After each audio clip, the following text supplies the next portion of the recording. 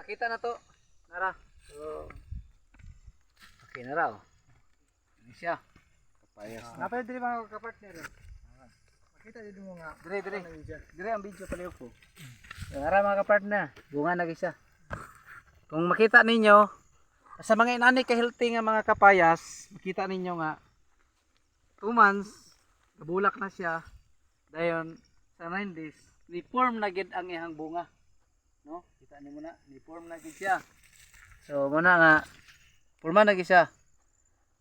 So expected na mo nga kining niya sa nga mga bunga pag abot gyud sa 9 months, sa 6 months harvest na ni siya.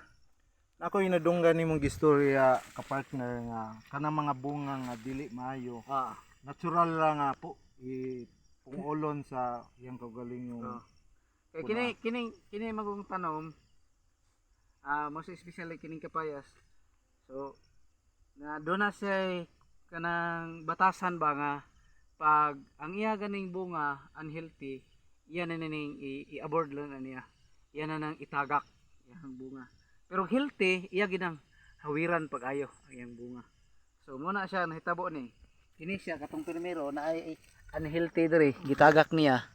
Ay sample kini nga na diri Na kini kay kuan man siya healthy makay siya muna nga gialagaan gid pag-ayo sa iyang kining iyang mother. Kay dunay mga panahon nga dili gid nila mapugnan tungod sa kanang sitwasyon nga immature pa kay sila nga maging mama. So grabe ang nature no, ang Ginoong ultimo punuan sa kapayas. Mapili kung sa angay niya ihimugso nga nindot nga prutas. Oo.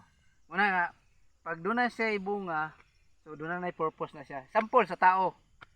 Ano ang tawag ipakatawo sa kalibutan tungod kay nay purpose ang Ginoo. Sa tanan nga karon nga nagtan-aw sa atong video, gipakatawo ni kalibutan tungod kay dunay plano ang Ginoo kaninyo. Amen ka-partners. God bless.